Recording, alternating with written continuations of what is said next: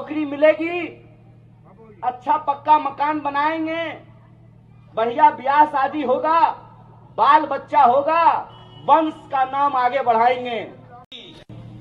ये बताओ कि कब यहाँ जो लोग जल भराव की समस्या से झेल रहे हैं, ये बगल में ही बस्ती है ना, चौहान बस्ती, चौहान पट्टी बगल में ही है ना। आपको मालूम है उस गांव को किसी ने गोद लिया था 2014 में। तो मैं आपसे पूछना चाहता हूं कि जो बच्चा गोद में था वो चलना शुरू किया है कि अभी तक गोद में ही बैठा हुआ है?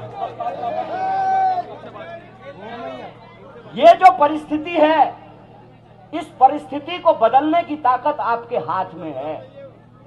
इस परिस्थिति को आप बदल सकते हैं अगर आप इस देश की सत्ता को एक संदेश दें कि साहब 60 सीट में आपने 6 सीट बदल दिए, 6 पर कैंडिडेट बदल दिया, 7वें पर कैंडिडेट क्यों नहीं बदला?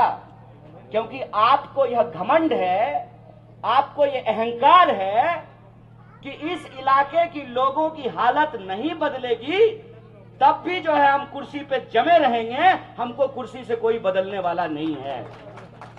इसीलिए मैं आपके बीच वोट मांगने से पहले ये कहने के लिए आया हूं, वोट देना या नहीं देना आपका अधिकार है, लेकिन अगर पिछले 10 साल से आप जिन समस्याओं से जूझ रहे हैं उनसे अगर आप मुक्ति चाहते हैं, आप चाहते हैं कि हम एक ऐसे विकल्प को चुने जिसने गरीबी किताब में नहीं पढ़ी है।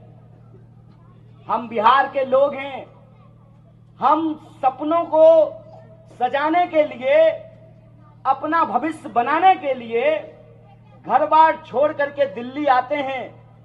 मैं 2009 में उत्तर पूर्वी दिल्ली में जो तिमारपुर विधानसभा है वहां के नेहरू विहार में रहने के लिए आया था कि नौकरी मिलेगी, अच्छा पक्का मकान बनाएंगे, बढ़िया ब्याह शादी होगा, बाल बच्चा होगा, वंश का नाम आगे बढ़ाएंगे।